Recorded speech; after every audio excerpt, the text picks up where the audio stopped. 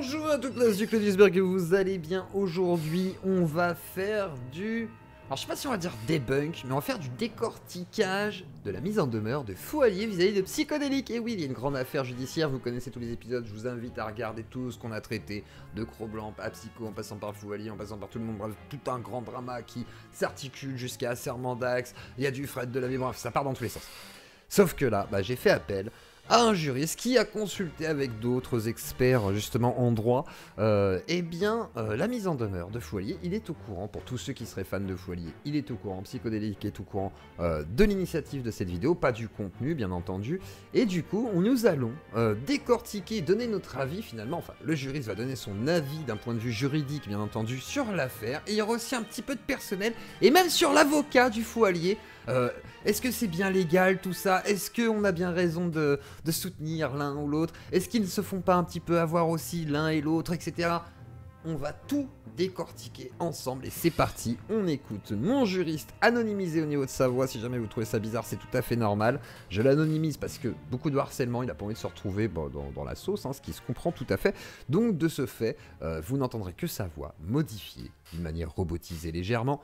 Et ainsi, nous allons écouter donc tous les audios de ce monsieur. C'est parti. Bon, le son m'a pas l'air mal du tout, donc je me lance. Et donc n'hésite pas à me poser d'autres questions si tu veux. Je pourrais y répondre demain, même si je suis un peu chargé, je pourrais le faire dans l'après-midi. Mais c'est juste que pour faire la masse, donc j'ai fait... Donc là, je vous mets un peu de contexte. Il m'explique un petit peu comment il se situe par rapport à tout ça. Donc là, début de la vidéo. Je vais avancer juste là. Voilà, je pense que ce sera... Fou Allier depuis au moins le printemps dernier que je le suis aussi, de la mise en demeure. Et en fait, ma spécialité, c'est pas ce dont on traite là, mais je sais où chercher. Et du coup, c'est aussi pour ça que j'ai mis du temps à te faire ma réponse, c'est que c'est pas des domaines que je connais forcément, mais ça m'a demandé beaucoup de recherche. Donc, je suis pas forcément sûr à 100% de ce que je dis parce que on n'est jamais sûr à 100% avec la justice, les tribunaux. On peut pas garantir de résultats et tout, mais je me base donc pour te répondre sur vraiment des sources universitaires et scientifiques et pas juste sur mon intuition comment dire, de mecs voilà, c'est pas son intuition personnelle, mais... qui est sur les réseaux, qui suit ses affaires, qui aime plutôt Psycho, voilà et tout. Donc lui, il aime bien Psycho, et il va s'enseigner aussi au niveau d'une personne qui n'aime pas du tout Psycho, donc il y aura quand même plusieurs points de vue qui vont se confronter dans l'analyse de tout ça, malgré tout. Ça reste entre nous, mais vraiment, c'est juste pour que tu saches. Donc, alors non, ça ne reste pas entendu, je le mets dans le contexte, je lui ai dit que je le mettrais dans le contexte quand même, parce que c'est important de savoir que oui, lui, il aime bien Psycho, malgré tout, mais... il va analyser tout ça sous le spectre, effectivement, juridique. Cadre, j'ai réfléchi à ça et pourquoi. Donc, comme je t'avais dit... L'audio continue, vous inquiétez pas, c'est juste le temps, parce que j'étais sur WhatsApp, et le temps que tout se mette... Avant, dans un peu le sommaire là, que je t'ai fait en début d'après-midi, donc je te fais question par question, j'ai intégré les questions que tu m'as posées à 14h40 là. Donc moi j'ai mis toute une liste de questions spécifiques, en quoi la plainte serait légale, en quoi il y aurait un problème avec l'avocat aussi, mon avocat vous savez sur Twitter, normalement c'est pas légal de mettre ça. On va essayer de comprendre aussi pourquoi, il va nous l'expliquer. Aussi le fait que ce soit une plainte collective, du coup on va tout analyser. Et on va passer par chaque point de la mise en demeure. Et ça c'est la partie 1, il y aura une partie 2 aussi. Celle-là sortira très facilement, elle est en cours. Si je préfère pour des raisons personnelles intervenir de façon anonyme, ça ne m'empêche pas d'expliquer d'où je parle et quelle est mon expertise. Donc personnellement, je suis chercheur en droit, j'ai écrit de nombreux articles dans des revues juridiques spécialisées.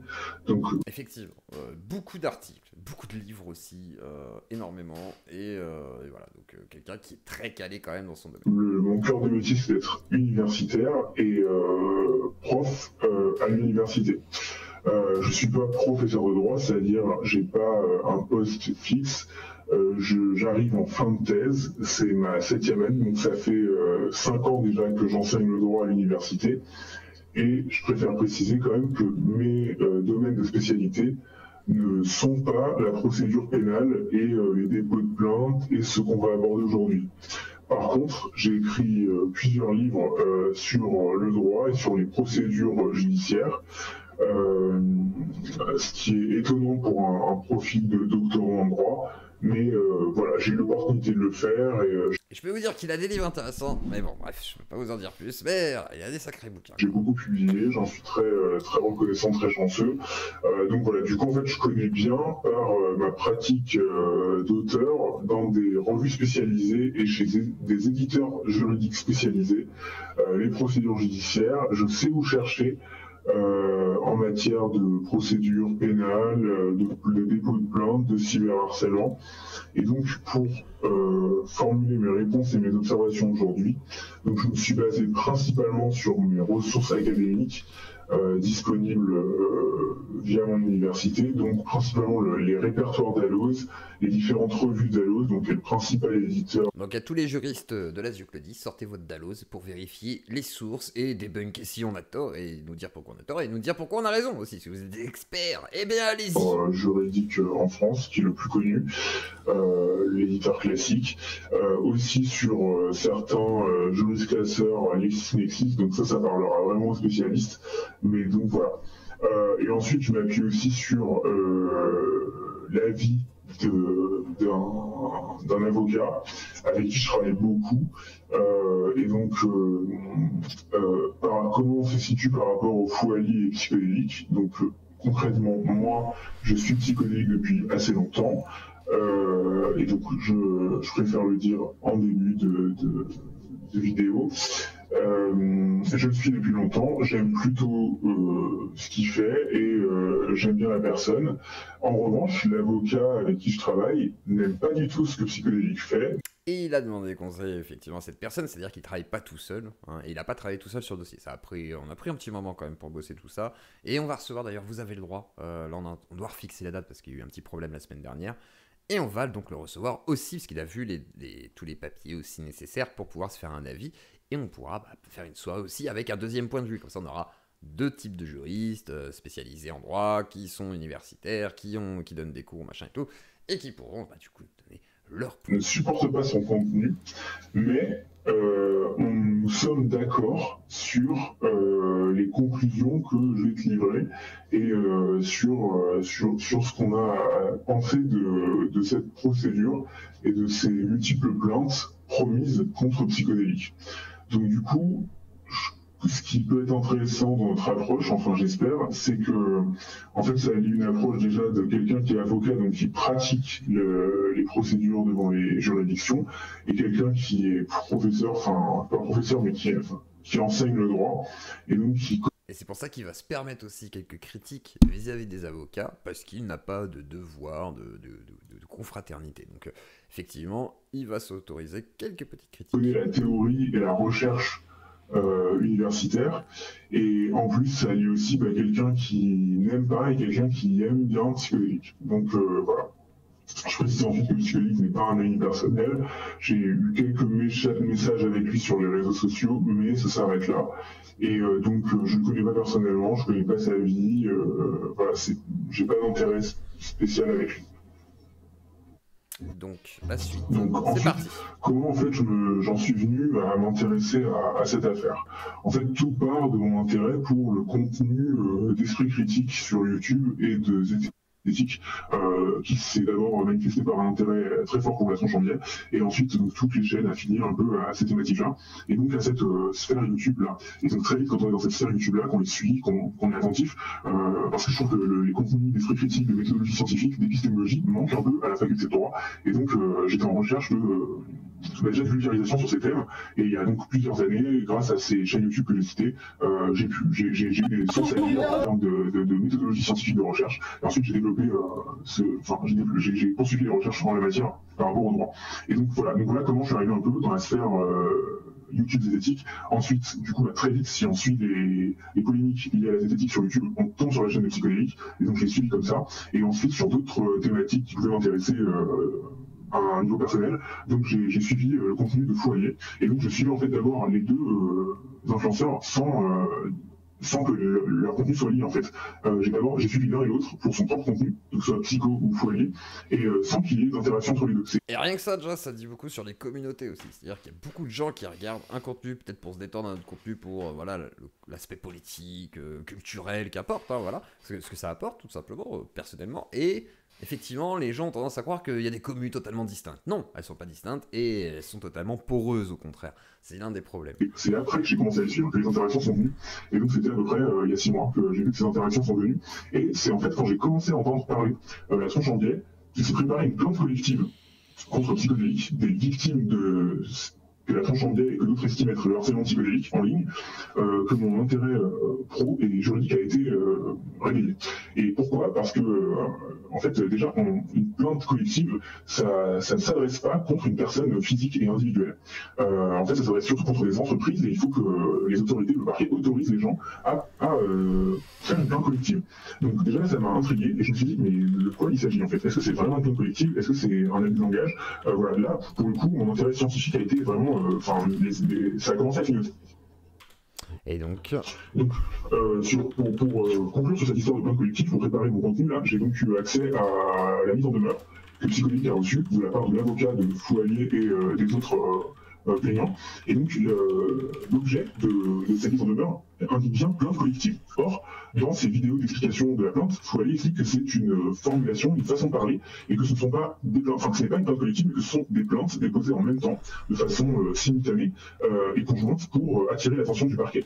Et donc je trouve déjà, en fait, ce décalage déjà qu'on pressent dans les vidéos et qui est clairement écrit dans la mise en demeure, qui a un décalage qui sait, enfin, qu'une plainte collective contre quelqu'un, ça ne s'explique pas, d'autant que Fouallier et la mise en demeure explique que chaque fait lié à chaque plaignant est différent, donc en gros le contenu de chaque plainte est différent. Or une plainte collective, c'est une plainte dirigée contre une même entité pour le même fait qui a causé des dommages à plusieurs personnes. Par exemple, l'affaire du Mediator, c'est le même fait, le laboratoire met en vente et commercialise un médicament, et c'est ce même fait, cette même commercialisation de ce même médicament qui crée de multiples victimes. Voilà comment on a mis une plainte collective par exemple. Donc c'est juste pour donner un exemple qui me vient en tête comme ça. Et donc ça c'est la plainte collective. Une plainte collective comme c'est annoncé et affiché par Fouallier et par les gens qui étaient au courant que cette action se préparait, ça n'existe pas. Et donc je trouve ça déjà très curieux d'afficher sur la mise en demeure plainte collective au singulier et non pas au pluriel. Genre c'est pas des plaintes collectives, genre des plaintes déposées en même temps, c'est une seule plainte collective pour cyberharcèlement, chose qui affiche la mise en demeure dans l'objet.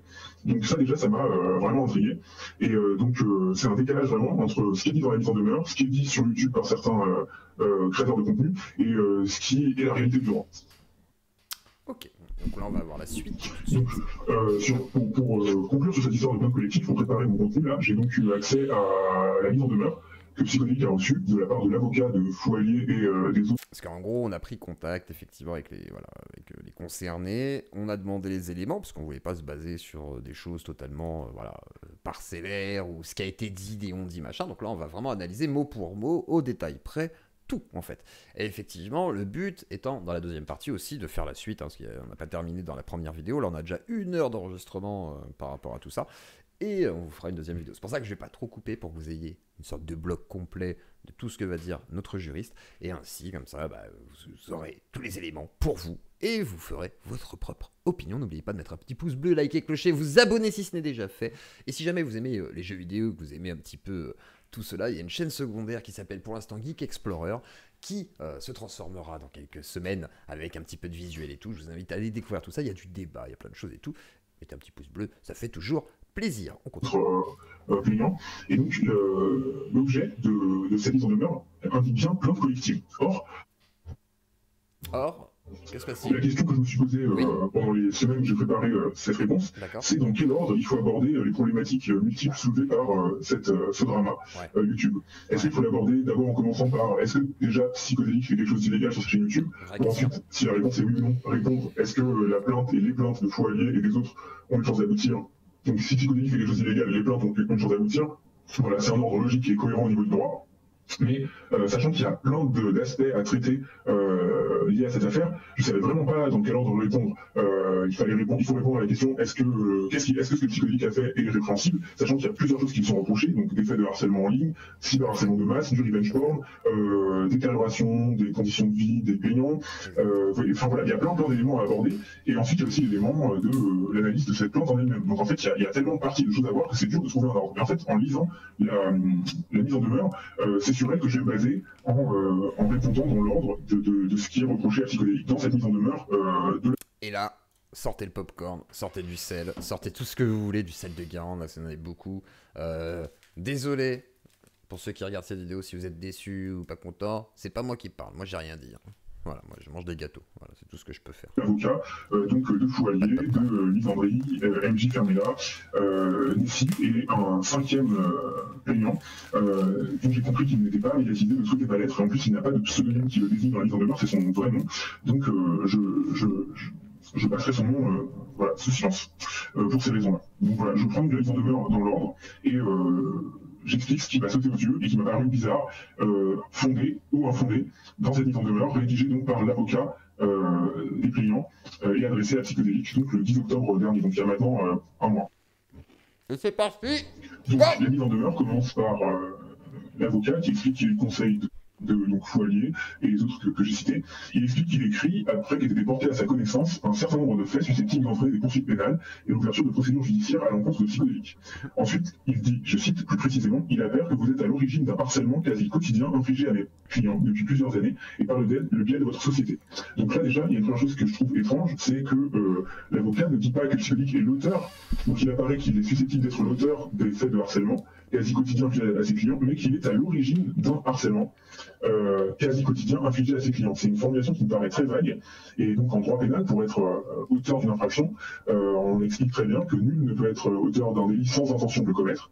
Donc déjà, être à l'origine d'un harcèlement quasi quotidien, ce n'est pas être auteur d'un harcèlement quasi quotidien, ou d'une infraction de harcèlement. Donc déjà, ça me paraît un peu flou, et donc ça m'alerte. Ensuite, si je passe dans le reste de la mise en demeure, donc, la mise en demeure dit à Psychodélique que, sous prétexte de commenter l'actualité, vous publiez délibérément, depuis plusieurs années, du contenu à charge contre mes clients.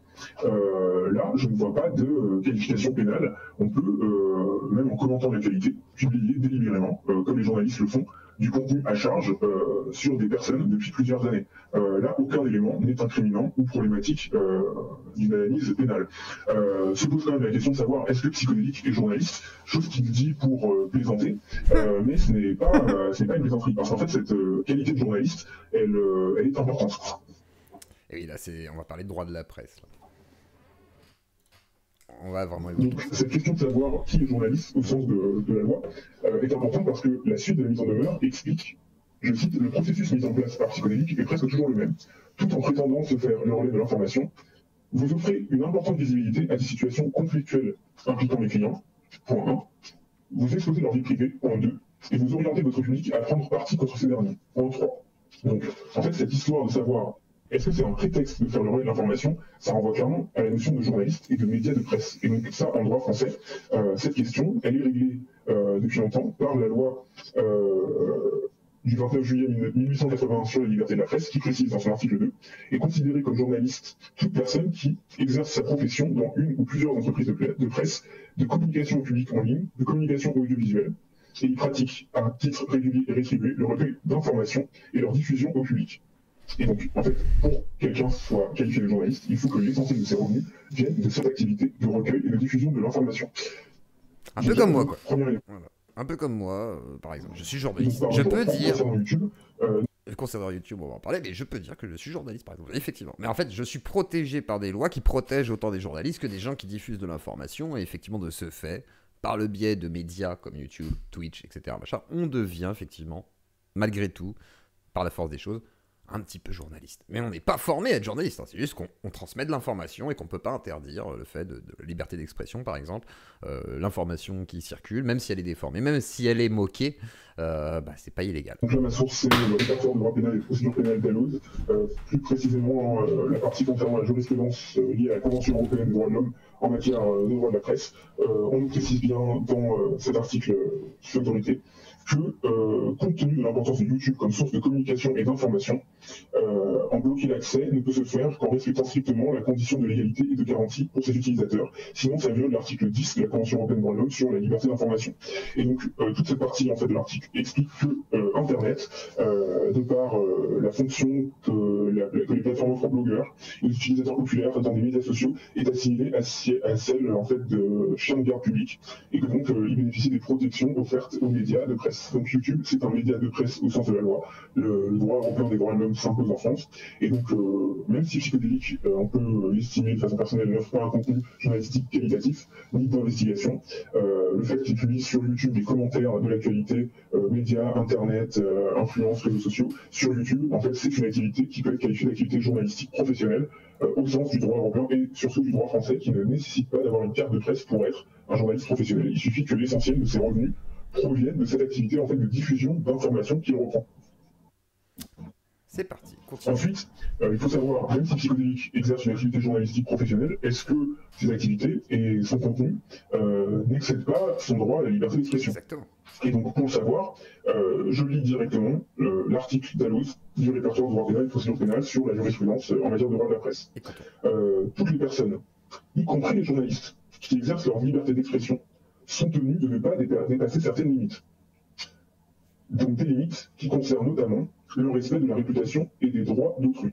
En revanche, même dans ce cadre, lorsqu'ils parlent de la réputation et des droits d'autrui, il leur est permis de recourir à une certaine dose d'exagération, voire de provocation, c'est-à-dire d'être quelque peu immodérés dans leurs propos. C'est vrai, malheureusement. C'est pas grave, c'est autorisé. Heureusement, bah oui, parce qu'en vrai, t'as le droit d'avoir des réactions humaines, etc., de donner ton point de vue, ton opinion, même de la charrier, voilà, d'être un peu... C'est normal, sinon, bah, effectivement, on peut plus rien dire. On peut plus rien dire, hein. Et ça, c'est une jurisprudence de la Cour européenne des droits de l'homme établie.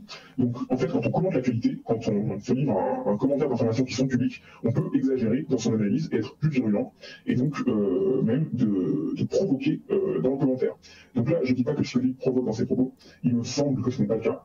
Et quand bien même ça le serait, en fait, on a le droit, quand on commente quelque chose qui est public, d'exagérer. Donc, si on considère d'un côté que le Psychodélique ne révèle pas d'informations, il n'a pas d'activité de journaliste d'investigation, et qu'il fait seulement le relais et le commentaire, il a le droit d'être provoquant, et même de déformer un peu la réalité, comme c'est établi de façon très claire par les tribunaux. Et ensuite, si jamais on considère qu'il exhume des informations, et qu'il a révélé des informations qui n'étaient pas connues avant lui... Et là, je suis concerné.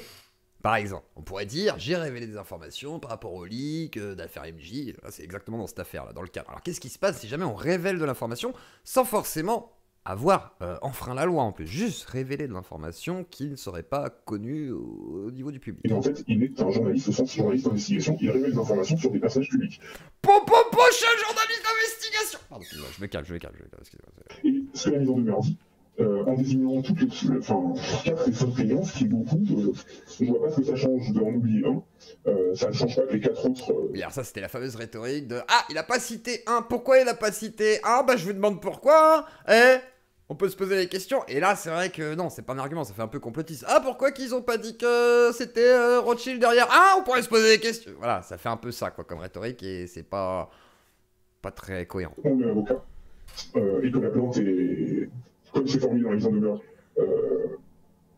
enfin, comment dire, et qu'un des seuls plaignants est la figure de proue de cette plainte, comme la mise en demeure laisse transparaître de façon très claire. Donc, même sur un 5e, ça ne change rien à ça. Et donc, tous ces plaignants, sauf ce 5e, dont je ne citerai pas le nom parce qu'il n'est pas apparemment un personnage public, sont désignés dans la mise en demeure par leur vrai nom, mais aussi par leur pseudonyme sur les réseaux et par le nom avec lequel ils sont connus sur les réseaux. Donc, rien ne me semble justifier de considérer que ça excède les limites de la liberté d'expression, vu les jurisprudences établies en droit européen et en droit.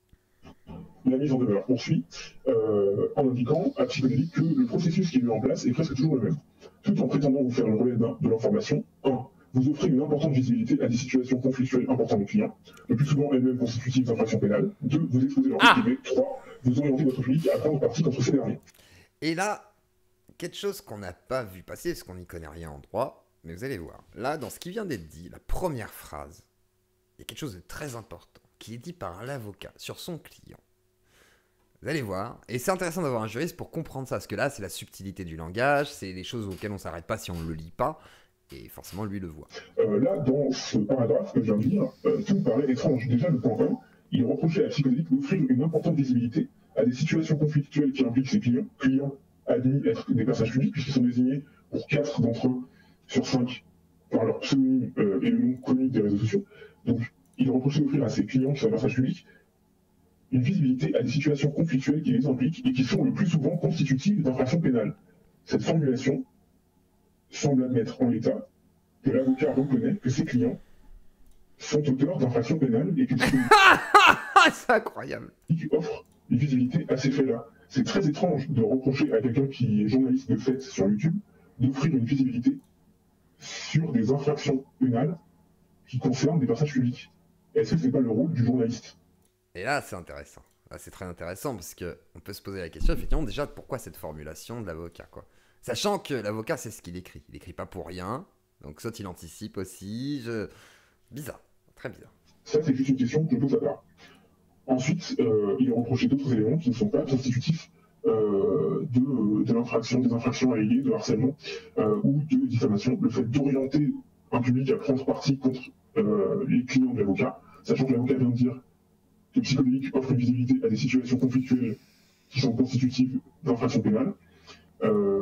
Si ces situations constituent d'infractions pénales, est-ce que l'orientation du public à prendre parti contre les auteurs de ces infractions n'est pas logique? Voilà, là c'est une question sur la rédaction et sur la logique de la procédure que je me pose à la lecture.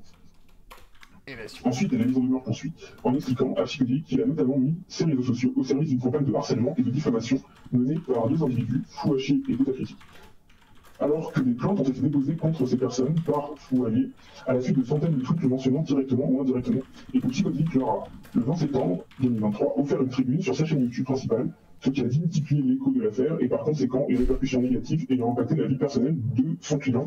Ce que l'on peut croire, effectivement, ça peut avoir impacté la vie, mais est-ce que c'est vraiment que Psycho? Après, c'est pas sûr, c'est ça le problème, c'est qu'on a tous parlé aussi, donc c'était un phénomène médiatique à ce moment-là, relayé par vraiment beaucoup de monde, et il y avait l'affaire Stéphane Edouard juste avant. Donc on peut pas forcément imputer à Psycho tout le harcèlement en fait, c'est juste que ça a été la continuité de ce qui avait commencé déjà précédemment. Donc est-ce que vraiment c'est Psycho? Compliqué. Là, je ne vois pas non plus de qualification pénale ou quelque chose qui soit répréhensible, sachant que j'ai... Et c'est pour ça que j'ai toujours dit que légalement, me semble-t-il, moralement, on peut reprocher des choses à Psycho, à la limite, on va se dire, sur l'aspect éthique ou moral, on pourrait dire, ah là là, machin, Psycho, machin. Mais légalement, c'est compliqué. C'est beaucoup plus compliqué que ça, et c'est pour ça que, bon, on verra, hein, mais écoutons l'analyse de notre juriste. Avant de répondre à ta demande, Zioclo, la vidéo psychologique, où il met en cause, avant de recevoir Fouachi et Boutacritique, ces 2 personnes en disant qu'elles ont doxé, diffamé, harcelé le Fouaillé, sans le justifier. Et donc on entend clairement dans la vidéo de Psychologique qui s'appelle... alors elle est citée dans la mise en demeure, comme une des vidéos qu'il faut que Psychologique supprime. Donc c'est bref, c'est la vidéo où il parle du harcèlement que subit Fouaillé. Et donc en fait, il me semble que dans cette vidéo-là, Psychologique reprend les arguments donnés par Fouaillé sur les 2 personnes contre qui il a porté plainte pour harcèlement et doxing, et Psychologique, en reprenant les arguments de Fouaillé, sachant qu'il n'y a pas eu de jugement, que ces 2 personnes n'ont pas été condamnées pour harcèlement, doxing, etc., et que Psychologique les met en cause directement, en fait, quand il les reçoit, sachant qu'il a lui-même mis en cause ces personnes, en commentant de façon personnelle le drama entre Fouaillé et Fouachi et Boutacritique, Psychologique leur doit un droit de réponse sur sa chaîne. Donc, même s'il leur offre une tribune sur sa chaîne, ce n'est pas lui qui est l'auteur des propos, et il offre une tribune à des personnes qu'il a mis en cause de façon personnelle, et pour moi, de façon, pour l'instant, en l'absence de condamnation diffamatoire, ce droit de réponse leur est dû. J'en profite pour faire un petit point juridique sur le droit de réponse. Donc souvent, que ce soit dans les vidéos de Psychologique ou de Fouaillé, ils expliquent qu'ils donnent leur droit de réponse à quelque chose qui les met en cause, ou alors qu'ils récupèrent le droit de réponse de quelqu'un d'autre à une polémique publique. En fait, le droit de réponse, ce n'est pas ça, parce que tout le monde a le droit de s'exprimer sur quelque chose qui le concerne. En fait, le droit de réponse, c'est le droit de répondre dans un média qui nous a mis en cause à cette allégation qui nous a mis en cause. En fait, le droit de réponse, c'est le droit de voir sa réponse publiée dans le même média qui nous a mis en cause. Donc en fait, le droit de réponse, ce n'est pas lorsque Fouaillé répond sur sa chaîne à des personnes qui l'ont impliqué publiquement, c'est lorsque quelqu'un demande à un autre média de publier son avis quand cet autre média l'a mis en cause. Et donc là, je lis l'article droit de réponse sur Internet de mars 2022 sur le recueil d'Agos.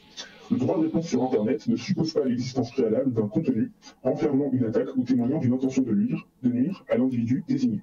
Contrairement au droit de réponse en matière de communication audiovisuelle, l'existence du droit de réponse en ligne n'est pas subordonnée à la publication de propos portant atteinte à l'honneur et à la réputation d'autrui.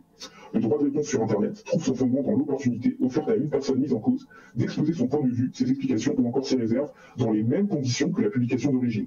Contrairement au droit de réponse en matière de droit de la presse, le droit de réponse sur Internet ne trouve pas seulement son origine dans l'écrit. Il peut être répondu à une vidéo, une image ou encore un son. Donc clairement, le droit de réponse sur Internet offre, en fait, dès le moment où Psychodélique a parlé de putacritique et fou à chier, en fait, ce droit de réponse, la loi française offre le droit à putacritique et à fou à chier de répondre à ce qu'a dit Psychodélique, que ce soit ses arguments ou ceux de fou à chier qu'il reprend sur sa chaîne. Ça offre le droit aux deux personnes mises en cause de répondre sur la chaîne de Psychodélique. D'ailleurs, il va préciser quelque chose après, moi je suis d'accord avec ce qu'il va dire. Après, j'ai le droit aussi de répondre, parce qu'il va préciser quelque chose. Dans les mêmes conditions, à ce que dit Psychodélique, et donc de se défendre directement. En fait, c'est ça le droit de réponse. Et donc, c'est ça que normalement, tout éditeur de contenu doit offrir à quelqu'un qui est mis en cause dans son média.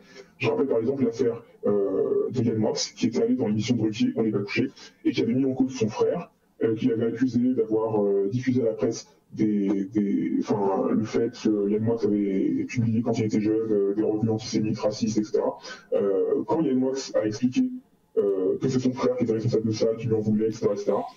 Les semaines suivantes, Laurent Ruquier a été obligé de lire à la même heure et dans la même émission une lettre de l'avocat ou du frère de Yann Moix directement qui répondait à ses arguments, sans forcément pouvoir répondre. En fait, c'était le frère de Yann Moix qui exerçait son droit de réponse à l'encontre des propos allégués initialement. Donc en fait, le droit de réponse, ce n'est pas le droit de répondre à quelque chose ou à quelqu'un. Le droit de réponse, c'est le droit de se défendre dans un média qui nous a mis en cause. Et donc, pour moi, étant donné que Psychodélique a repris tous les arguments de Fouallier sur putacritique et fou à chier dans une des premières vidéos, il est dans l'obligation d'accorder un droit de réponse dans les mêmes conditions, c'est-à-dire dans une même vidéo, sur sa même chaîne principale, à ces deux personnes qu'il a mis en cause lui-même personnellement. Quand bien même, il ne se contenterait que de faire le relais des arguments de Fouallier. De la même manière, Ruquier, qui avait diffusé dans son émission les propos de Yann Moix, pour lequel il n'était pas responsable, a été obligé de lire la réponse du frère de Yann Moix dans une émission qui a suivi, alors que Yann Moix n'était pas là, ni son frère. C'est Ruquier, en tant que diffuseur des propos, Ruquier et sa production, qui doit accorder un droit de réponse à la personne mise en cause dans son média. Et donc c'est ça le droit de réponse. Le droit de réponse, c'est pas j'ai le droit de répondre à quelqu'un qui m'a mis en cause et je lui réponds sur mon média. Ça, c'est la polémique de la liberté d'expression classique, c'est pas le droit de réponse. Et donc, pour illustrer ce point, avec les mêmes personnes, par exemple, toi, Dioclo, sur ta chaîne, quand tu as expliqué que pour toi, tu considérais putacritique comme une harceleuse et tout, en fait, si elle te réclame que sur ta chaîne, tu diffuses sa réponse ou elle te répond des arguments expliquant pourquoi elle n'est pas une harceleuse. Et elle peut, elle a le droit. Après, j'aurais le droit de réagir et de donner mes arguments, effectivement. Mais elle a le droit de le faire, effectivement, à mon antenne, elle aurait tout à fait le droit, et si elle le souhaite, tu en as le droit, putacritique, de venir. Mais par contre, j'expliquerai dans ce cas-là pourquoi, effectivement, je considère cela. Ce qui n'était que mon point de vue, bien entendu, mais ça n'engage que moi. Mais après, c'est mon point de vue sur cette affaire. Pourquoi tu dis ça? En fait, légalement, tu es en obligation de diffuser son propos. Parce que tu l'as mise en cause sur ta chaîne, et donc elle a un droit de réponse à cette mise en cause personnelle. Chose que j'ai déjà faite avec plein de gens, Jim Léveilleur, etc., etc. Enfin, il y a pas mal de gens qui sont passés pour des droits de réponse en réalité. De sa personne et de ses actes sur ta chaîne. C'est ça le droit de réponse, en fait, pour que tout le monde comprenne bien. Et c'est aussi pour ça que certains m'ont demandé des fois des droits de réponse, parce que par exemple, la dernière fois, Thomas Cyril, c'était pas prévu. Mais il a été attaqué du coup par Mister Misandry, à qui j'ai accepté aussi un droit de réponse, parce que j'ai déjà attaqué Mister Misandry, je lui ai autorisé de venir, etc. Bah effectivement, à l'inverse, pareil, il me demande un droit de réponse, je lui donne tout de suite l'accès, effectivement, pas tout de suite l'accès à l'antenne obligatoirement, mais je lui aurais donné effectivement dans tous les cas le micro pour qu'il puisse prendre la parole, alors que ce soit en off ou en live, ça change pas grand chose, mais dans tous les cas, ce sera sur mon média. Et n'importe qui voudrait effectivement un droit de réponse parce qu'il aurait été attaqué ou je ne sais quoi par une personne ou par moi-même, sur mon antenne, aurait le droit effectivement à un droit de réponse, ce serait tout à fait naturel. C'est pour ça que des fois je contacte aussi des gens que j'attaque, parce que c'est tout à fait normal de leur dire, écoutez, voilà, j'ai traité d'autres sujets, ce serait pas mal d'avoir un droit de réponse, si vous le souhaitez, il n'y a pas de problème. Mais ça paraît normal, légal, et puis même d'une manière un peu journalistique, on va dire, tu peux avoir un point de vue, mais il faut aussi avoir les autres. Donc si jamais tu peux avoir tous les points de vue, c'est quand même mieux, même si t'es pas d'accord, même si tu restes toujours sur ton avis de base, il faut le faire, et ça paraît plutôt nécessaire et sain, voilà, tout simplement. La mise en demeure continue. Après avoir expliqué les éléments dont j'ai parlé, l'avocat auteur du document explique à Psychodélique qu'il ressort de ce qui précède En reprenant à votre compte le harcèlement infligé par des tiers à des clients, vous vous livrez vous-même à une campagne de cyberharcèlement visant Foyer et les autres clients. Donc déjà là, il y a aussi un élément particulièrement délicat, c'est est-ce que le fait de reprendre du harcèlement infligé par des tiers à ses clients constitue une campagne de cyberharcèlement. Déjà, il faudrait qu'il y ait harcèlement des tiers à l'égard du client, ce qui n'est pas encore établi et qui reste à établir. Qui sera peut-être établi, mais pour l'instant, ce n'est pas encore établi. C'est important. Peut-être qu'il y a des faisceaux d'indices et tout, mais ce que l'avocat des plaignants appelle une reprise du harcèlement infligé aux clients, en fait, est un droit de réponse que Psychodélique doit à Fouachier et Écoute à Critique, car dans la vidéo précédente... Et c'est vrai que ça, c'est pas... Il n'a pas perpétré le harcèlement en invitant Putacritique et Fouachier. Non, non. Il a juste effectivement exercé un droit de réponse. Après qu'il soit d'accord avec elle ou non, ça change pas grand-chose en réalité. Même si ça déplaît à l'intéressé, effectivement, donc Fouallier, effectivement, il a le droit en fait. Il n'y a rien d'illégal pour le moment. En réponse, il les a mis en cause, et si on réécoute la vidéo, il les met en cause de façon grave et directe, en prenant complètement le parti de Fouallier.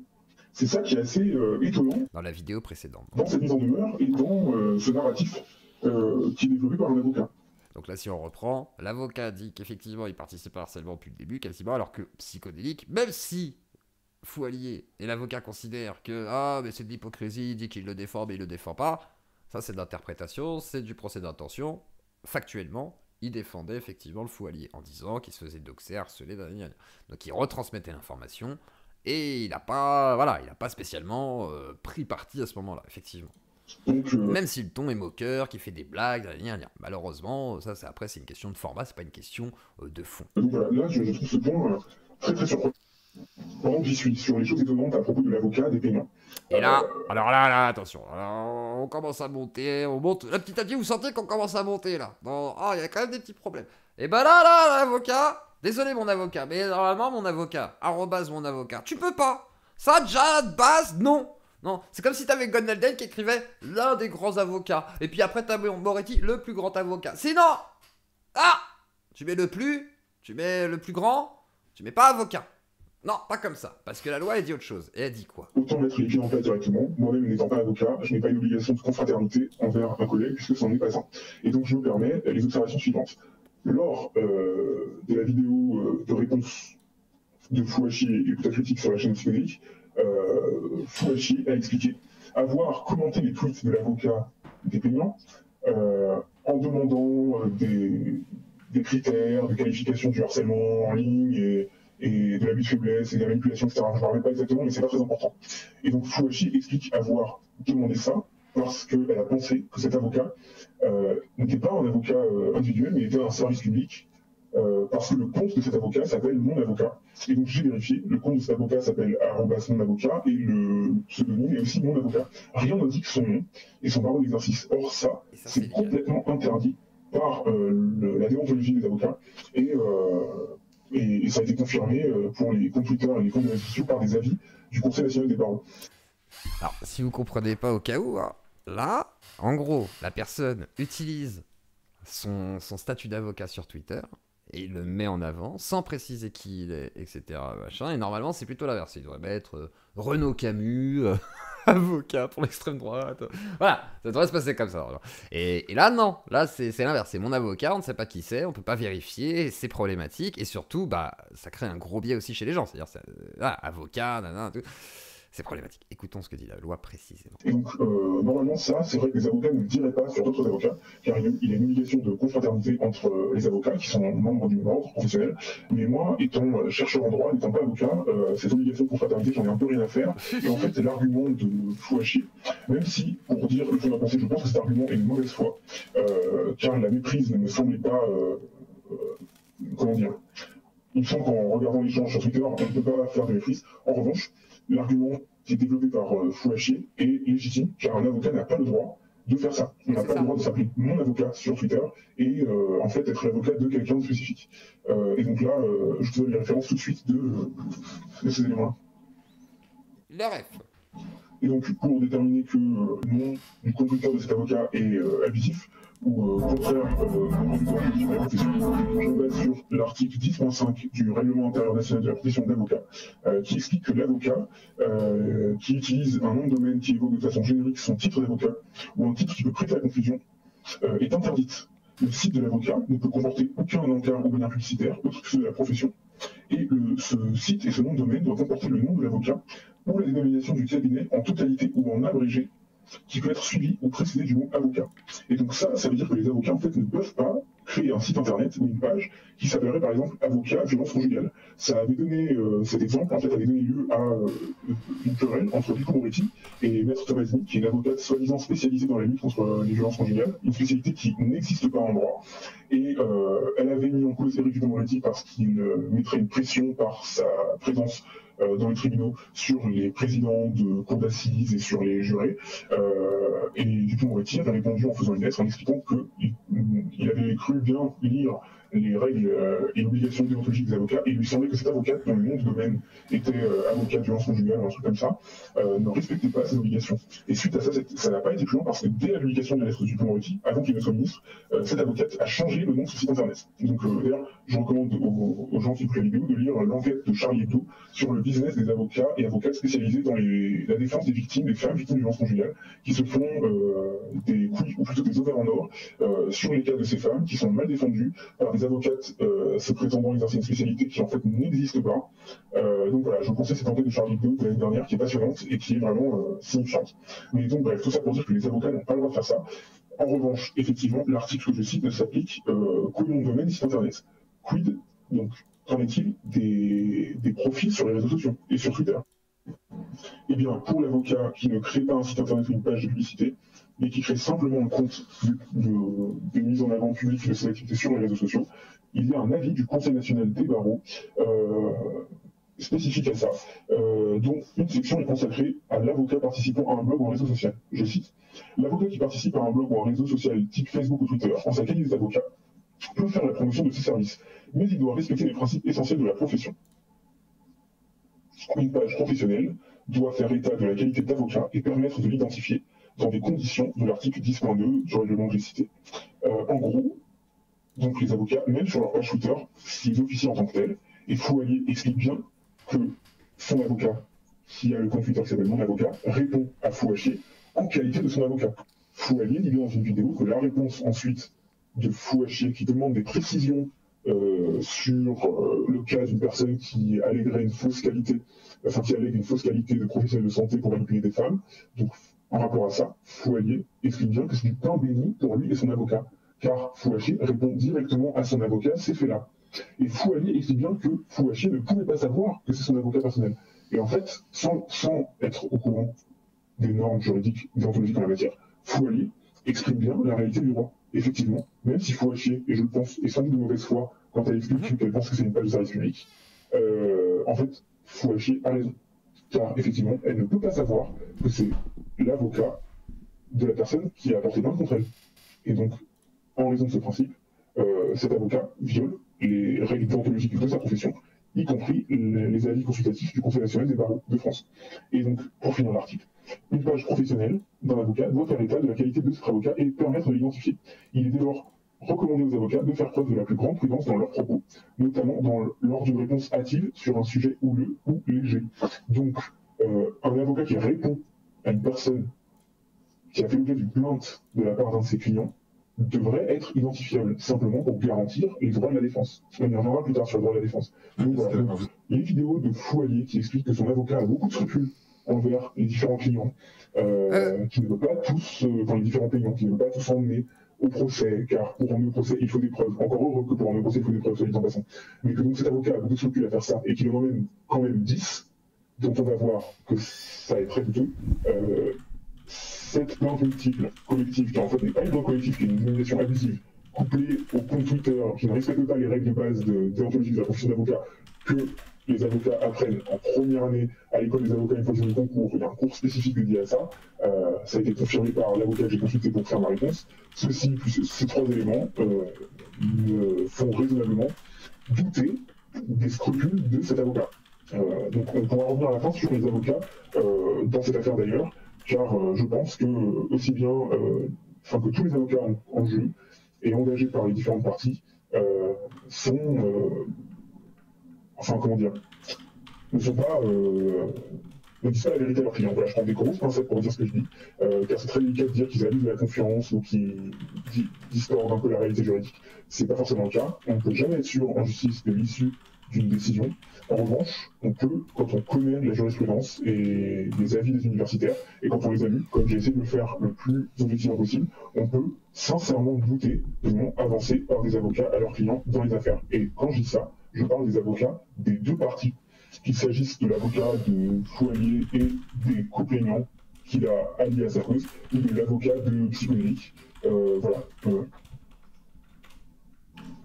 Pour continuer sur la position des avocats des deux parties, d'abord, il me semble qu'une vidéo produite par la Franche en biais d'analyse des mémoires et documents fournis par Maître Divisio pour ses trois clients, donc Idriss Aberkan, Psychodélique et Frédéric Delavier.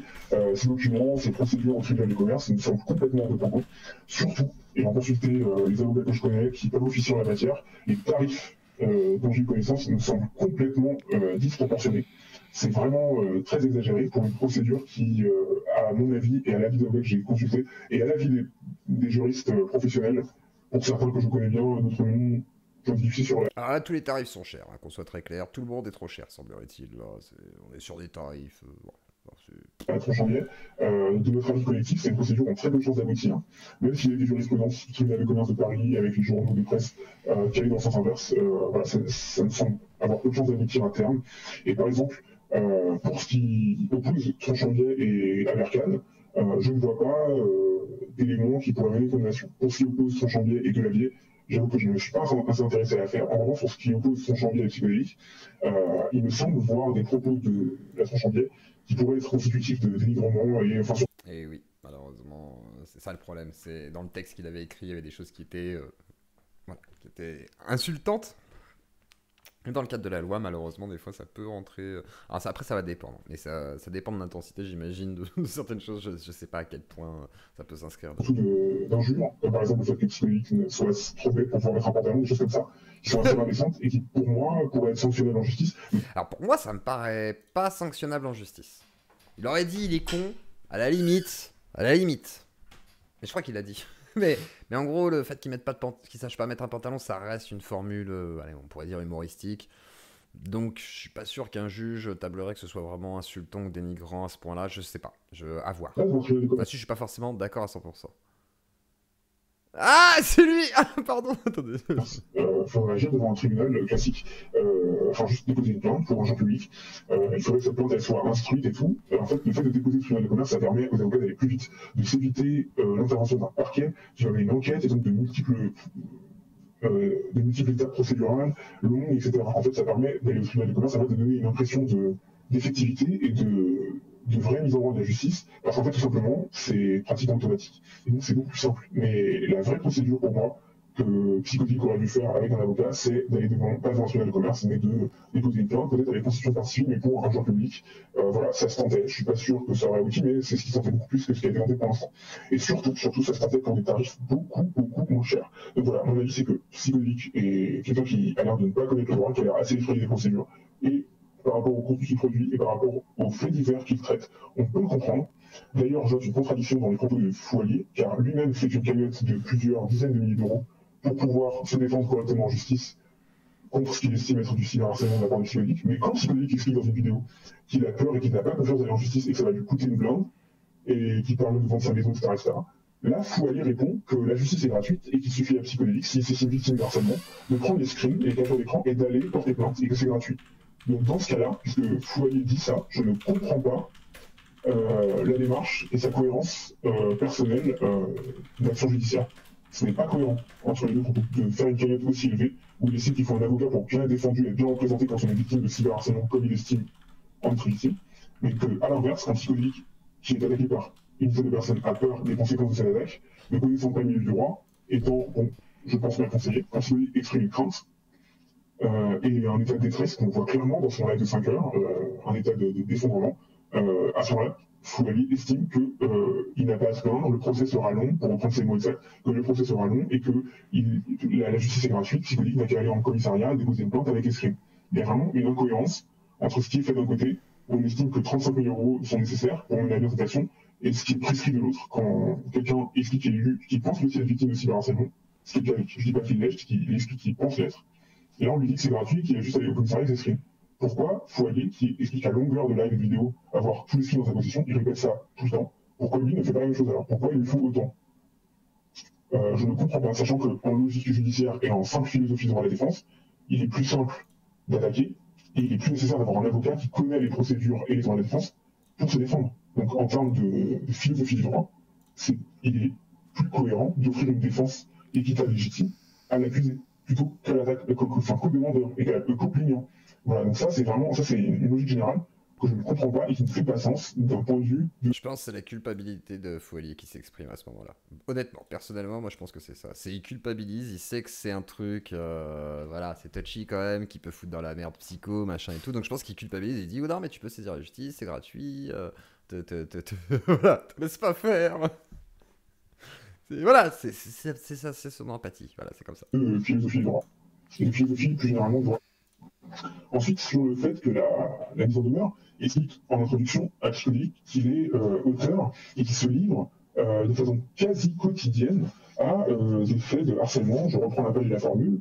Voilà, plus précisément, il appelle que vous êtes à l'origine d'un harcèlement quasi quotidien infligé à mes clients. Or, il y a une liste qui est assez exhaustive, puisqu'elle cite même des vidéos où, dans les titres en tout cas, ne figurent pas les clients de cet avocat et de cette coalition de clients. Il y a 70 vidéos qui sont citées. Ce qui me permet de dire que c'est Foualier qui mène cette action judiciaire et qui est à la tête, c'est que dans la mise en demeure, il existe donc 2, 4, 6, 8, 10, 12 vidéos citées concernant spécifiquement le cas de Foualier. Donc 12 vidéos qui sont sur la chaîne de Psychologique. On parle de harcèlement quotidien, on le rappelle. Elles sont citées en premier et à part. Ensuite, toutes les autres vidéos qui concernent les 4 autres plaignants sont citées de façon conjointe et ne sont pas dissociées. Donc il y a bien d'une part dans la mise en demeure ce qui concerne Foualier et d'autre part ce qui concerne les autres. Contrairement à ce que sous-entend Foualier quand il commente la mise en demeure, ce ne sont pas dans cette mise en demeure 5 plaintes ou 5 menaces de plaintes distinctes. Il y a des faits qui d'une part concernent le Foualier, des vidéos qui ne le concernent que lui, et d'autre part des vidéos qui concernent tous les autres. Effectivement, vu comme ça, 70 vidéos sur 2 ans, comme dit l'avocat, 70 vidéos qui totalisent 46 heures de diffusion sur YouTube et 5 millions de vues sur YouTube, ça peut paraître beaucoup et répétitif. Mais en revanche, quand on distingue celle-ci pour chaque plaignant, c'est plus du tout la même histoire. Puisqu'ensuite, dans les vidéos de Foualier où il explique la plainte et la cagnotte, il explique que ce sont des plaintes séparées. Parce que de toute façon, les plaintes collectives en la matière ne sont pas parce que ça n'existe pas. Ce sont bien des plaintes séparées. Et donc là, si on ramène à chaque plaignant sur la mise en demeure, le total, ce n'est plus 70 vidéos et X faits allégués et reprochés à Psychologique, comme le dit Foualier dans cette vidéo. Donc du coup, j'ai compté. Et même si ça avait été 70, déjà... On peut pas parler forcément d'un harcèlement quasi quotidien, ce serait un peu, voilà, ça pourrait encore être tendancieux. Là, il a compté, parce que notre juriste, il avait envie de bosser. Il a dit, pourtant il a du boulot, hein, mais pendant une nuit, il n'a pas dormi, il s'est dit, je vais compter. Donc en ayant compté, on voit que la mise en demeure, on recense 12 vidéos concernant Foualier qui ont été publiées par Psycho entre le 8 juin 2023 et le 22 septembre 2023. Or, est-ce que ces vidéos, par leur répétition, donc 12 vidéos en 5 mois, constituent-elles un harcèlement par leur répétitivité? On voit que une des 12 concerne le Foualier qui n'en peut plus des pressions de la gauche. Ensuite, le Stéphane Edouard qui assigne Foualier pour un jeu public, Stéphane Edouard qui strike la chaîne du Foualier. On voit ensuite que Cro-Blanc veut striker la chaîne du Foualier, que Foualier cache le précepteur. Moi je vous dis, un Foualier, ça va être un cas d'école de tout ce qu'il faut pas faire quand vous arrivez sur YouTube. C'est attaquer les gens, porter plainte, essayer de les faire tomber. Parce qu'après, moi je vous ai dit, hein, c'est soit Psycho disparaît, soit le Foualier disparaît, soit les deux disparaissent. Ça me paraît plus difficile parce qu'il va y avoir de la résistance. Mais en vrai, là, c'est... Je veux dire, à la base, on s'attendait à ce qu'il y ait un soutien de la zététique, de toute la gauche, que dalle quoi, il n'y a plus rien. La cagnotte bloquée, tout a disparu. Même sur la cagnotte, il y avait des questions qui se posaient, et on se demande même, et je crois que Foilier m'avait expliqué que lui-même ne sait pas pourquoi elle est bloquée. Donc ça se trouve, c'est aussi un problème d'ordre légal, parce que, bah, en fait, il y a plein de choses là qui sont quand même particulières, et malgré tout, même si c'est qu'une cagnotte, bah, il y a la loi aussi. Et j'imagine qu'il y a des petits soucis.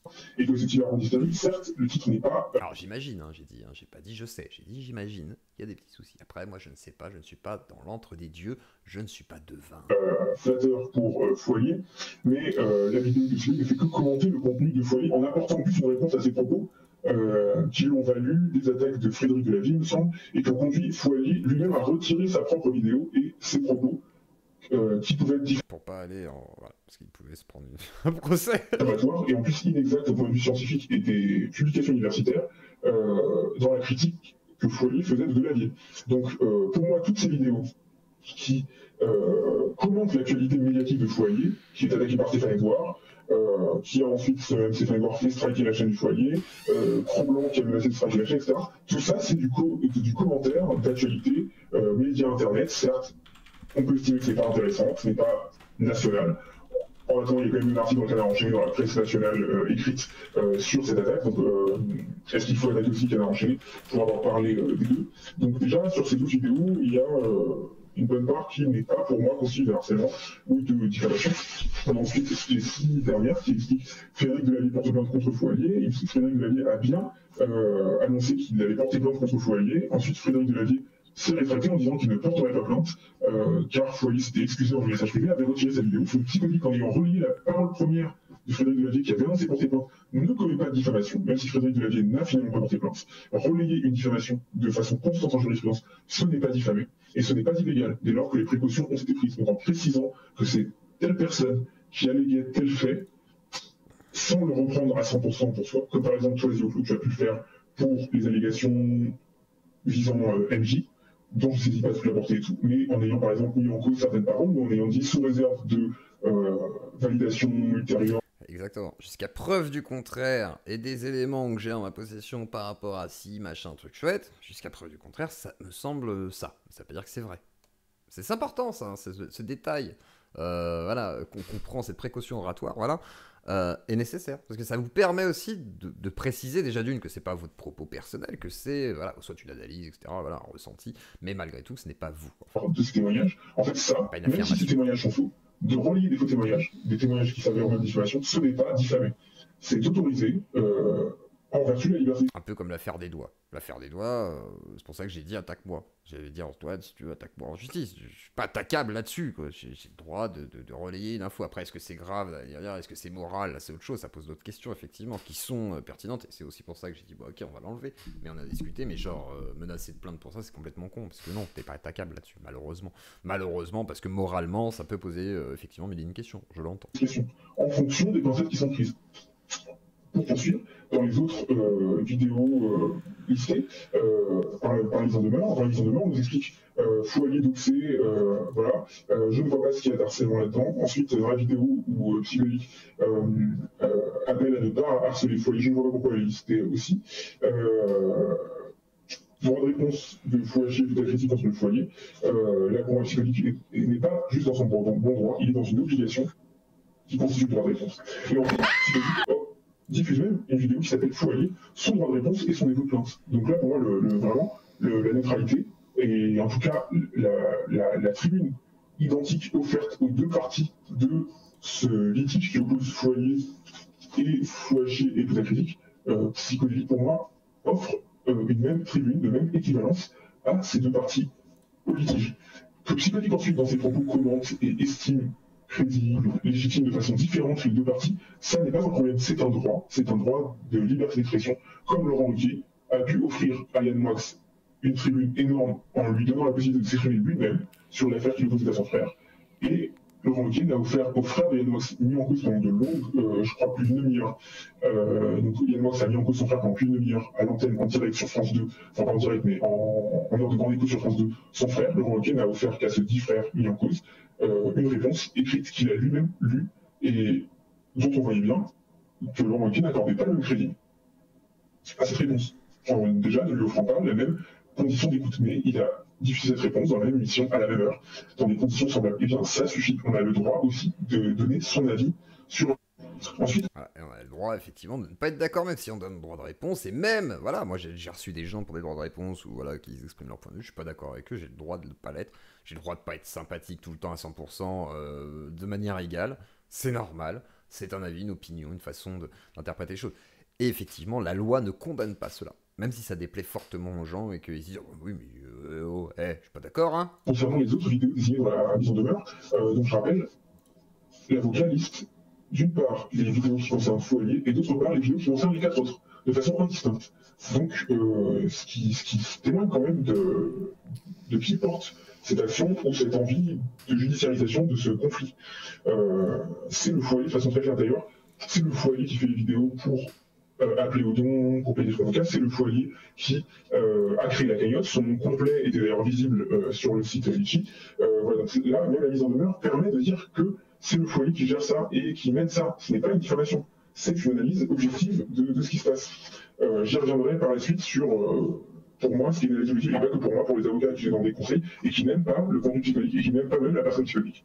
Nous sommes tous d'accord. Donc ensuite, toutes ces vidéos, donc des 70 initialement annoncées, quand on retire les 12 de Foyer, il en reste 60 qui concernent 4 autres personnes. Donc on va dire, allez, en divisant de façon équitable, les premières vidéos listées concernent, la première vidéo listée concernant les autres, est datée du 29 juin 2020. Donc en fait, on reproche à Psychodélique d'avoir harcelé de façon quasi quotidienne par ses vidéos les clients, en fait avec 60 vidéos publiées en 3 ans, entre juin 2020 et maintenant. Ça ne me paraît pas... Oui, c'est pas si conséquent. Hein, quand on remet un petit peu dans le contexte, c'est beaucoup moins conséquent que ce qu'on imagine. Constitué un harcèlement quasi quotidien. Alors après, c'est vrai que sur notre sphère YouTube, dans nos bulles de filtres, etc., là, ça paraît très très régulier, mais en fait, c'est pas tant que ça, en vrai. On va dire une vidéo par jour, donc sur 3 Ça veut pas dire qu'il faut doubler la charge, hein, mais en vrai... Voilà. Année, on est à donc 365 jours par an x 3, donc on va être à 1100 jours à peu près, 1100 jours, divisé par 60 vidéos. Donc ça va faire une vidéo toutes les 3 semaines en moyenne. Est-ce que c'est un harcèlement quasi quotidien, une vidéo toutes les 3 semaines? Voilà, je pense. Ensuite, est-ce que ces vidéos concernent les 4 autres, qui sont donc des harcèlements, qui, en droit, un harcèlement est constitué par un fait répété? Et vous voyez la différence, par exemple, moi j'ai déjà traité, par exemple, on va prendre le cas de Calivision. Calivision disait que je le harcelais parce que je parlais de lui en vidéo. Non, j'ai le droit de réagir, j'ai le droit de faire de la polémique, même de répondre d'une certaine manière, c'est pas un droit de réponse, parce que voilà, je fais de la polémique dans ce cas-là sur ma chaîne et tout. J'ai débattu avec lui, j'ai proposé le droit de réponse, et lui par exemple m'a traité de fasciste, a dit que j'étais un fasciste, ou que, en tous les cas, dans mon Discord, c'était un repère de facho, et que moi-même, j'étais peut-être un facho, il y avait le sous-entendu qui était relativement fait. Il est plus illégal de faire, du coup, de prétendre que quelqu'un est quelque chose qui n'est pas vrai, que de parler de lui, de se moquer, de titiller, etc. C'est pas la même chose. Et du coup, légalement, il y en a un qui va plus tendre vers la diffamation ou le dénigrement, etc. Alors que l'autre, effectivement, c'est de l'expression, enfin, c'est l'exercice du droit d'expression, de la liberté d'expression. Donc il y a un moment donné où le droit est complexe. Donc quand on fait le calcul de ces vidéos, en 2020, il y en a à peine 4. Alors ça commence en juin, donc il y en a 4 sur 6 mois, donc moins de 1 par mois. En 2021, il y en a 15, donc une par mois environ. C'est pas non plus quasi quotidien. En 2022, en revanche, il y en a beaucoup plus, il y en a une trentaine. Est-ce que cette trentaine concerne la même personne? Eh bien, elles ont l'air de toutes concerner MJ jusqu'à août 2022. Ensuite, mi-août, il y a une vidéo dans le titre qui ne mentionne aucun des paiements. Et ensuite, ça reprend sur MJ. Et en fait, toutes les vidéos, il y en a plein qui ne citent aucun des payants dans le titre au moins et dans le thème annoncé. Et en fait, cite la plupart du temps MJ. Il y en a à peine quelques-unes qui citent dans le titre les autres payants. Donc, par cela, j'entends misandrie et Nessie. Concernant le 5e, il n'est cité dans aucun titre et aucun sujet des vidéos visées dans le livre. Donc ça c'est aussi assez énigmatique pour moi. D'abord, en quoi cette liste de 60 vidéos constitue une preuve de harcèlement quasi quotidien à l'égard des clients. Et là, ça devient très intéressant, parce que du coup, sur quoi reposent les plaintes, in fine? Sur quoi repose l'accusation, tout simplement? Pas grand chose, semblerait-il. Après, on verra, hein, ça se trouve, on a tort, hein, ça se trouve, on a complètement tort, on est à côté de la plaque, on a très mal analysé tout ça. Mais en tout cas, ce que je peux vous affirmer, comme il est en train de vous le lire, c'est qu'il se repose sur la mise en demeure officielle. Et il a tout vu, effectivement, pour pouvoir se faire un avis. Et ça fait un moment qu'on documente le truc. Donc voilà. Et là, c'est que la première partie. Il y aura une partie 2 aussi. J'espère un peu moins long parce que il y a du boulot quand même. Hein. On dirait pas. Et ensuite, ces périodes s'étendent sur 3 ans, voilà, ça pose beaucoup de questions. Donc après cette énumération des vidéos qui semble exhaustive, la mise en demeure explique en 2 que Psychedelic alimente très régulièrement les polémiques susvisées par l'intermédiaire de ses réseaux sociaux, et notamment sur son compte X Twitter. L'avocat explique qu'il a à son dossier copie d'un très grand nombre de tweets, publications et commentaires, au terme desquels Psychedelic mentionne directement ou indirectement ses clients. Ensuite, la mise en demeure passe directement au point 3. La mise en demeure n'explique pas en quoi le fait de mentionner directement ou indirectement les clients serait constitutif d'un harcèlement. Les clients étant désignés en mise en demeure par leur pseudonyme, sauf le 5e, par leur pseudonyme public, avec des affaires qui n'ont pas été sorties par Psychedelic. En quoi est-ce illégal, du coup, pour lui, de mentionner directement ou même indirectement ses clients? Ce n'est pas dans la mise en demeure. Ensuite. On va arriver sur le revenge porn. Enfin, le dernier point reproché à Psychedelic, c'est de s'en être, à plusieurs reprises, pris directement aux clients de cet avocat qui forme conjointement cette mise en demeure. Et donc, la liste des faits reprochés commence par l'histoire de revenge porn à l'encontre de MJ. Donc, je lis la mise en demeure. Vous avez diffusé publiquement et à une grande audience des échanges privés d'ordre intime entre MJ et Madame Blabla. Notamment dans une vidéo intitulée « On écoute les ligues de MJ et on rétablit la vérité ». Vous êtes fait diviseur public une conversation on écoute les ligues de MJ. Pardon, c'est pas drôle. C'est pas drôle du tout, je ne rigole pas. J'ai pas le droit de rire, c'est illégal de rire. Oui, si je rigole, c'est que je cautionne. Donc je ne rigole pas, je fais la gueule et je suis triste. Non, c'est horrible. Enfin, c'est comme ça. Sinon, ça ne va pas. Sinon, c'est une plainte. T'as compris la plainte, le tribunal, là? Ils ont eu lieu entre mes clients. Ce fait est constitutif de l'infraction pénale dite de revenge porn, laquelle est punie de 2 ans d'emprisonnement et de 60 000 € d'amende par les articles 40 du code pénal.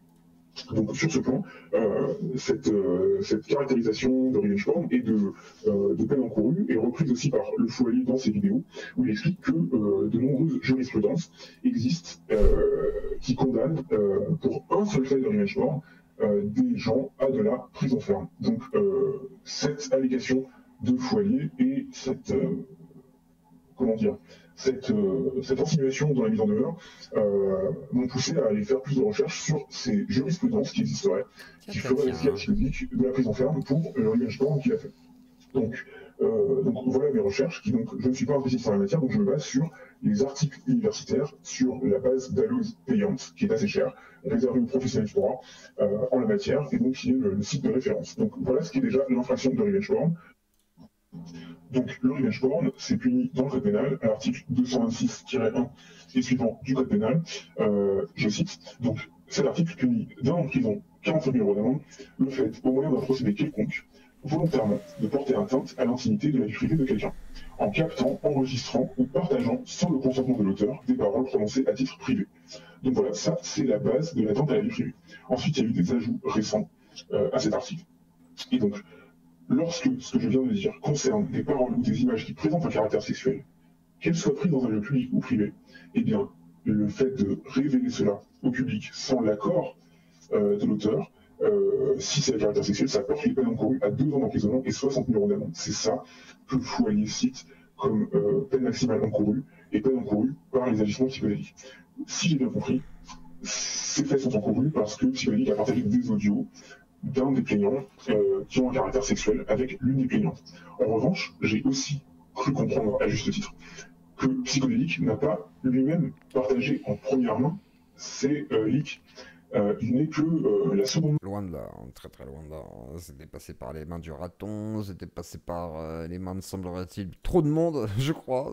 Semblerait-il, à mon avis, ouais, c'est loin d'être la première main.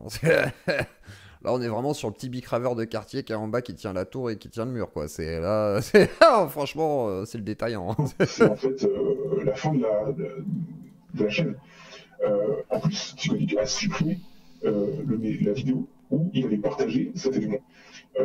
Il me semble, dans les heures, et même moins de 24 heures après la première publication, et je crois même beaucoup moins, disons que c'est dans les heures ayant suivi.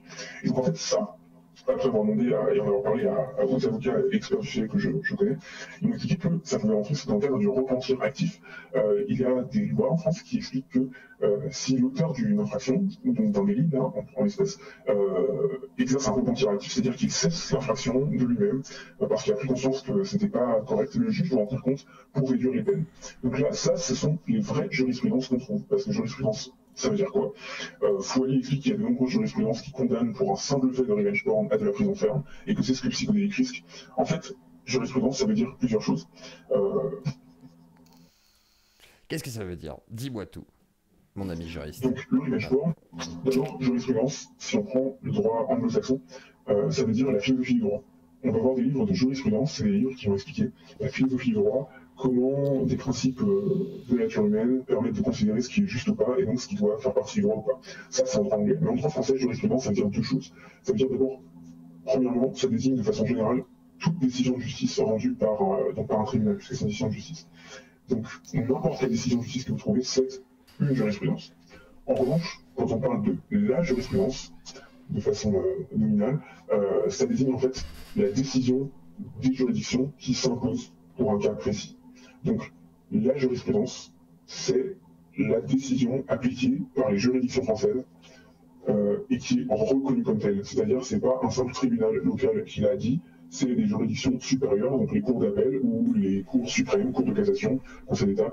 C'est les décisions et la solution adoptée par des cours qui font autorité pour un cas précis.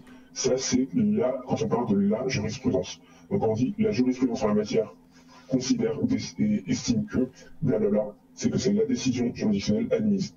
Et les jurisprudences, c'est l'intégralité des décisions de justice rendues par les tribunaux du pays. Donc, j'ai cherché, est-ce qu'il y avait vraiment une jurisprudence en matière de revenge porn? Est-ce qu'il y avait une décision de justice qui faisait autorité en matière de peine à fournir et en matière de fait qu'on peut qualifier de revenge porn quand l'auteur du revenge porn qui est attaqué et qui est visé par une plainte n'est pas en fait celui qui a diffusé en première main le document qui révèle la vie privée. Et bien, dans les deux cas, je n'ai pas trouvé dans les revues Dalloz et LexisNexis de jurisprudence, donc de décision de justice qui font sens et qui s'imposent dans de tels cas en la matière. Je n'ai pas trouvé ça. En revanche, dans les presses de médias régionaux ou nationaux qui relatent beaucoup de faits divers, on retrouve des comptes rendus d'audience où des individus ont été condamnés effectivement, comme les dit Fouali, à de la prison ferme pour des infractions qualifiées de revenge porn. Et les individus qui, dans tous les cas que j'ai trouvés, ont été condamnés à de la prison ferme pour le revenge porn, ce sont principalement des mecs qui ont été condamnés pour avoir diffusé des photos de leur ancienne copine, petite copine, sur les réseaux sociaux pour se venger, y compris quand sur les photos un peu hautes, les petites copines étaient enceintes, pour se venger d'avoir été quittées. Ça n'a absolument rien à voir avec le cas de psychodélique qui diffuse certes un contenu illégal, car le fait de juste partager un contenu privé à caractère sexuel, même si c'est un contenu auditif, ça constitue cette infraction. En revanche, puisqu'il l'a supprimé dans les heures qui ont suivi, et même pas 24 heures, qu'il regrette d'avoir fait, il est improbable et il serait incompréhensible et injuste, vu l'état de la jurisprudence et des jurisprudences qu'on trouve, qu'il soit condamné à de la prison ferme, même si le code pénal prévoit une peine de prison ferme de 2 ans pour les faits allégués. Donc les faits reprochés ne sont pas graves, même s'ils sont constitutifs, s'ils étaient continus dans le temps de cette infraction de revenge porn, ces faits ne sont pas graves, contrairement à ce qui est dit, car déjà, Psychodélique n'est pas le fournisseur initial du fichier, qui l'utilise en plus pour un autre objectif, si j'ai bien compris, qui est d'éclairer notre information, et qu'en plus, ayant admis ou réalisé son erreur et le caractère déplacé de sa vidéo, il l'a supprimé. Donc tous ces éléments permettent de prévoir ou d'espérer une condamnation si elle devait avoir lieu, ce qui je pense n'est pas le cas, très très minime, même pas un rappel à la loi maximum, quoi, ou quelque chose de pris dans les sources très très faible. Et vraiment, et encore, c'est pour être pessimiste que je dis ça. C'est très très particulier. D'ailleurs, la mise en demeure précise bien que cette vidéo-là a été supprimée par Psychodélique de lui-même. Et ensuite, la mise en demeure demande à celui de supprimer toutes les vidéos désignées. Or, la mise en demeure vise des vidéos que Psychodélique a déjà supprimées lui-même. C'est une mise en demeure très très très particulière sur la forme, je trouve, et assez maladroite, car elle se contredit, comme j'ai déjà démontré, il me semble, à plusieurs reprises. Après la mise en cause de Psychodélique concernant le revenge porn par cet avocat, qui n'explique pas dans sa mise en demeure que la personne ayant d'abord diffusé ces mêmes fichiers, constitutifs après l'avocat d'un revenge porn, punissable de 2 ans d'emprisonnement et 60 € d'amende, est une des clientes citées dans la plainte, ce qui est assez surprenant. Après avoir fait ça, cet avocat explique que ces agissements de psychodéliques, dont la liste n'est pas exhaustive, génèrent systématiquement des vagues de harcèlement à l'encontre de ses clients, lesquels se matérialisent par des centaines de commentaires dénigrants, diffamatoires, insultants ou menaçants. Pris ensemble, tous ces commentaires, donc, forment l'infraction prévue à l'article 222-33-2-2 du Code pénal. Aussi, la mise en demeure informe psychodélique que le cyberharcèlement est puni d'une peine pouvant aller de 3 ans de prison et jusqu'à 45 000 € d'amende. Ensuite, la mise en demeure cite cet article du Code pénal. Et donc, je vais me permettre aussi de le lire comme il est dans la mise en demeure. Donc, le fait de harceler quelqu'un dans le Code pénal, c'est défini par le fait de harceler une personne par des propos ou comportements répétés ayant pour objet ou pour effet une dégradation des conditions de vie, se traduisant par une altération de sa santé physique ou mentale. Et ça, c'est ce que décrit effectivement le Foualier. Il explique qu'il a été effectivement à l'hôpital, etc. Machin. Maintenant, est-ce que c'est vraiment de la faute à psycho ou ça vient pas d'avant? Est-ce que c'est pas un état qui était déjà présent, etc. Et j'imagine qu'il y aura aussi, du coup, les dossiers médicaux qui vont sortir au tribunal, etc. Donc j'imagine que malheureusement, pareil, là, on va lui dire, bah non, c'est pas psychodélique votre problème. Le problème, c'était en amont. Peut-être que ça vient, peut-être que ça a commencé avec Stéphane Edouard, etc. Je sais pas, peut-être, enfin, quand je dis Stéphane Edouard, c'est pas lui, c'est le drama avec Stéphane Edouard et le procès ont créé, on va dire, une ambiance sur les réseaux autour du Foualier qui est devenu un petit peu délétère pour lui, quoi. Et il s'est créé une image aussi de justicier, on va dire, voilà, encapuchonné d'un drap blanc qui, à mon avis, n'est pas très apprécié par tout le monde. On va dire ça comme ça. Le fait de faire ça, c'est puni d'1 an de prison et 15 000 € d'amende si ces faits ont constitué et causé une incapacité totale de travail inférieure ou égale à 8 jours. Ou n'ont pas causé une incapacité totale de travail. Pour ce cas de psychodélique foyer, je ne sais pas. En revanche, il faut d'abord savoir est-ce que ce fait psychodélique constitue du harcèlement. L'article du Code pénal que j'ai cité a été récemment modifié pour inclure le cyberharcèlement en ligne de masse. Et donc, l'article précise que cette infraction de harcèlement est aussi constituée quand les propos ou les comportements sont imposés à une même victime par plusieurs personnes, de manière concertée ou à l'instigation de l'une d'entre elles, alors même que chacun de ces personnages n'a pas agi de façon répétée. Pourquoi il y a ça? Parce que, initialement et traditionnellement, le harcèlement ne peut être caractérisé et reproché à quelqu'un que quand c'est une seule personne qui multiplie des gestes répétés et continus, et donc, qui sont constitutifs d'un harcèlement, c'est-à-dire, donc, comme je disais, répétés et continus. Donc voilà, ça c'était un harcèlement. Il fallait plusieurs fois le même fait à l'encontre d'une même personne. Cette modification récente, pour intégrer les évolutions d'Internet, a choisi d'inclure le fait d'harceler quelqu'un par des personnes différentes, c'est-à-dire qu'il n'est plus nécessaire qu'une même personne répète l'acte d'harcèlement, mais que le fait de voir plusieurs personnes, chacun procéder à l'acte d'harcèlement, permet de caractériser un harcèlement général. Mais pour ça, il y a quand même quelques conditions à respecter, qui sont les mêmes en fait. Il faut que la personne soit harcelée par des comportements répétés, même s'ils ne viennent pas de la personne, et 3, que ces comportements dégradent ses conditions de vie et se traduisent par une altération de la santé physique ou mentale du destinataire des actes de harcèlement. Et voilà, première partie de cette analyse donc d'un juriste avec son collègue qui travaille énormément, etc. sur d'autres choses, j'imagine, mais en tous les cas, ils ont accepté de travailler sur le dossier de l'affaire psychodélique, la mise en demeure par Foualier, analyse donc de la mise en demeure. Il y aura une deuxième partie, là c'est la fin de la première partie qui est quand même assez longue, 1h17, hein, j'aurais pas cru, et la partie toute seule dure bien 59 minutes. J'ai essayé de me taire le plus possible pour vous laisser écouter l'analyse. Il y aura une deuxième partie, peut-être que la modification de voix sera un peu différente, c'est fort possible, parce que je me rends compte de 2-3 petits trucs, c'est la première fois que je fais ça. Et comme ça, j'espère que ça vous aura intéressé. Je vous laisse me donner vos avis à vous, votre opinion, vos commentaires dans la zone des commentaires. Adaptez si vous voulez vous exprimer sur l'affaire, on en reparlera fortement à mon avis, déjà avec Vous avez le droit, puis peut-être qu'on aura... plus tard, dans quelques mois, j'imagine, quand ça va avancer, une émission peut-être spéciale sur le sujet. Et si jamais Foualier veut un droit de réponse, effectivement, pour parler de tout ça, effectivement, ou même l'avocat de Foualier, qui est du coup incriminé, on va dire, eh bien, il n'y a pas de problème. Vous êtes les bienvenus à mon antenne, bien entendu, comme d'habitude, comme à l'accoutumée. Je vous dis à plus tard, les yeux, Claudie, likez, clocher, abonnez-vous si ce n'est déjà fait. Et je vous remercie, j'espère que vous aurez apprécié cette intervention. Et vivement la partie 2. Des bisous à toutes les yeux, et à plus tard.